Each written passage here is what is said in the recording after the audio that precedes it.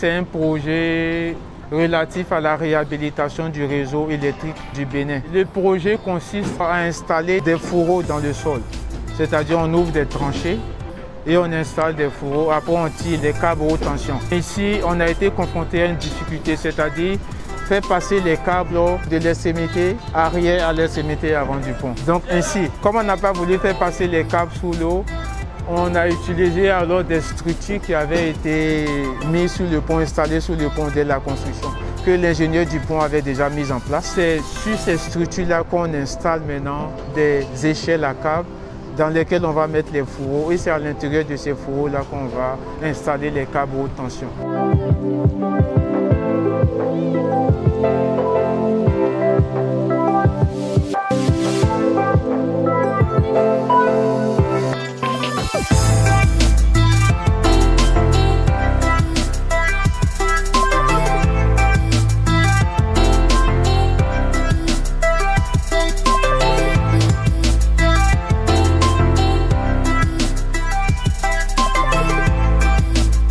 Nous avons ici le chef chantier qui coordonne tous les travaux ici.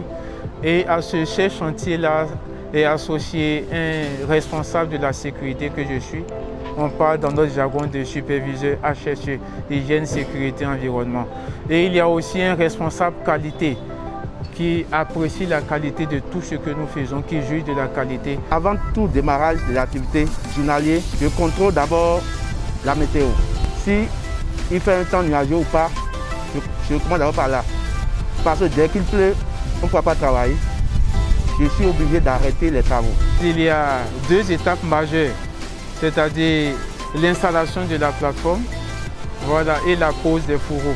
Mais pour ce qui concerne le volet technique, c'est-à-dire l'installation des fourreaux, on part d'abord de l'installation des rails et des supports à rails sur le pont.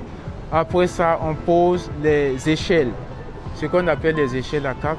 Et c'est après la pose des échelles à câbles qu'on installe maintenant les fourreaux de câbles à haute tension. Après avoir installé les fourreaux, il faut maintenant joindre les fourreaux qui viennent d'être installés avec ce qui avait été installé la fois passée. Donc dans notre jargon, on parle d'électro-soudure avec des manchons. Donc il y a une soudure électrique qu'on va faire avec un appareil, une mallette. Et après avoir soudé, on va sangler. C'est-à-dire on va relier premièrement les fourreaux qui sont installés à l'échelle pour que ce soit fixé. Et on va encore relier les fourreaux entre eux. Et après avoir fini maintenant la pose des sangles, on déplace la plateforme vers l'avant et on exécute exactement encore la même chose.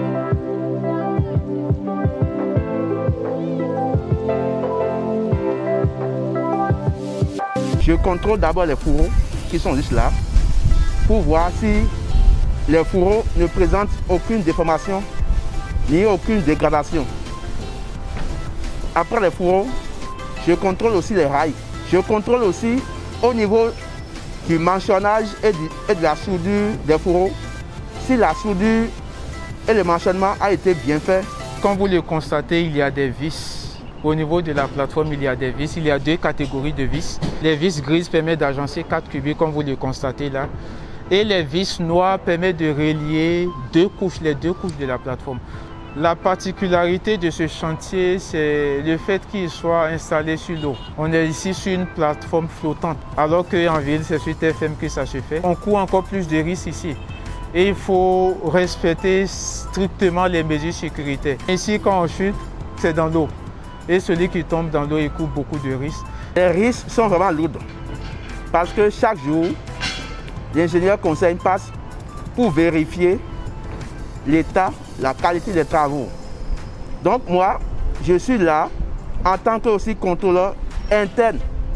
Sur la plateforme, il y a des nacelles qui sont semi-électriques. Il y a aussi des groupes électrogènes, des compresseurs. Donc il y a un mécanicien qui s'occupe de ça.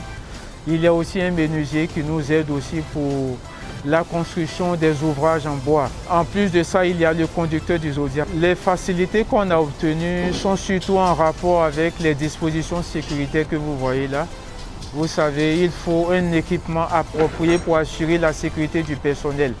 Ainsi, on a les chandelles qui sont mises. Il faut baliser tout le pourtour de la plateforme. C'est une première fois au Bénin qu'on effectue un travail similaire. C'est la toute première fois au Bénin. Il y a aussi le matériel qu'on peut perdre à tout moment. La nuit, il peut y avoir des accidents. Il peut y avoir des cas de collision.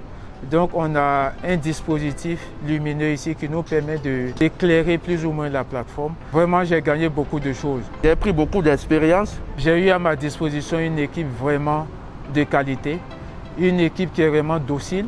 On a une équipe à la hauteur de la tâche, ce qui nous a permis d'évoluer lentement et sûrement, sans accident majeur. Donc je tiens vraiment à remercier l'équipe RMT pour la constitution de cette équipe-là.